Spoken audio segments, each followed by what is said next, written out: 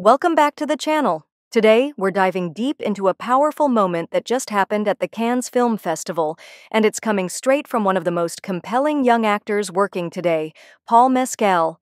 Now, Paul Mescal is no stranger to emotionally rich roles, from Normal People to After Sun, but his new film, The History of Sound, is hitting all the right notes, literally and emotionally. And during the Cannes press conference, Paul opened up in a big way about masculinity in film, how his latest role reshaped his understanding of love, and why lazy comparisons to Brokeback Mountain are missing the mark entirely. So first off, Mescal had some really insightful things to say about masculinity in movies. He said something that really stuck with me, and I think it's a sign of how cinema is evolving. He said, maybe in cinema we're moving away from the traditional, alpha, leading male characters. That's a pretty bold statement, and honestly, it's about time. We're seeing more complex, emotionally open, and vulnerable male characters on screen, and Mescal is right at the forefront of that movement. He explained that the history of sound isn't trying to define masculinity or even challenge it in the traditional sense. Instead, it's just showing a very personal, intimate relationship between two men, and letting that speak for itself. Now here's where things got spicy. Critics, and even major outlets like Variety, have been quick to compare the history of sound to Brokeback Mountain. But Paul Mescal wasn't having it.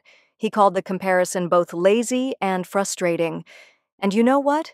He has a point. He said, I personally don't see the parallels at all with Brokeback Mountain, other than we spent a little time in a tent, which got a laugh from the press room. He acknowledged that Brokeback Mountain is a beautiful film, but it's a film about repression, whereas The History of Sound is a celebration of love, not the suppression of it. That difference matters. This film is about two men coming together through music, intimacy, and kindness during a time when the world around them was changing rapidly, right after WWI. Now Josh O'Connor, Mescal's co-star, couldn't make it to the premiere because he's shooting Spielberg's next film. No big deal, right? But Mescal had nothing but praise for him. He said Josh was one of the easiest people to build chemistry with, and it turns out they've known each other for 5 years. That trust, that friendship, became the bedrock of what you see on screen. And fun fact? The two of them became obsessed with Jolly Ranchers on set. They made a pact to eat 8 a day. 8, every single day during shooting. That little ritual became a symbol of their friendship, and kind of a metaphor for the simple, sweet things that connect us. Now, one of the most emotional parts of the press conference came when Mescal was asked if this film changed how he thinks about love in real life. He said yes, absolutely. He read the script at 24 but filmed it at 28, and he believes that gap made a huge difference. He mentioned Andrew Scott's monologue in Fleabag about love and said, "Love is a very hard thing to pin down. Kindness is wildly underrated in romantic relationships and should be celebrated."